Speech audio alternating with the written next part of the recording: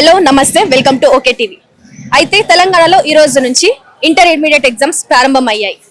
ఈ రోజేమో first year exam start అయ్యి రేపటి నుంచి సెకండ్ ఇయర్ ఎగ్జామ్స్ స్టార్ట్ అవ్వబోతున్నాయి. అయితే ఈ ఎగ్జామ్స్ లో ఇప్పుడు కొత్తగా రెండు కొత్త రూల్స్ పెట్టారు.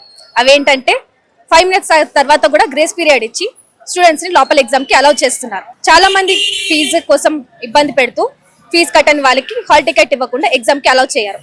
అలాంటి వాటికి కొత్త రూల్ పెట్టారు. ఒకరికి హాల్ టికెట్ డౌన్లోడ్ చేసుకోవాలంటే TSBI నుంచి డౌన్లోడ్ చేసుకొని దాని ప్రింట్ తీసుకొని మీరు వెళ్ళి ఎగ్జామ్ లో కూర్చోవచ్చు. అయితే ఈ యొక్క కొత్త రూల్స్ కి స్టూడెంట్స్ లో పేరెంట్స్ లో ఎలాంటి రెస్పాన్స్ ఉందో తెలుసుకుందాం. సో ఎగ్జామ్ ఎలా నడిచింది, ఈ రోజు ఏం సబ్జెక్ట్, రెస్పాన్స్ ఎలా? సాంస్క్రిట్ రెస్పాన్స్ మంచిగానే ఉంది. బాగా రాసాను.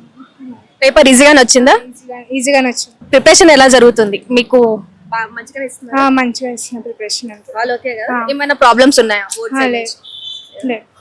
5 minutes అయితే మనం ఇవ్వాలి. వాళ్ళు లేట్ ఎందుకంటే ట్రాఫిక్ సిచ్యువేషన్ బట్టి మనకి మినిమం 5 minutes ఇవ్వాలి. ఒకవేళ లేకపోతే చాలా కష్టం అవుతుంది.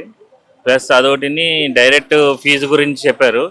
ఫీజు గురించి ఆన్లైన్లో డౌన్లోడ్ చేసుకోవాలన్నారు. దాని మీద మరి అప్పుడు ప్రిన్సిపల్ సైన్ కావాలి కదా, ప్రిన్సిపల్ సైన్ కావాలి, స్టాంప్ కావాలన్నారు. మరి ఈ ఫీజు డిక్లరేషన్ వల్ల మళ్ళీ ఇక్కడైనా ఆపేస్తున్నారు. ఎక్కడైనా ఆపేస్తారు కదా మేడం, కంపల్సరీ సైన్ కావాలి.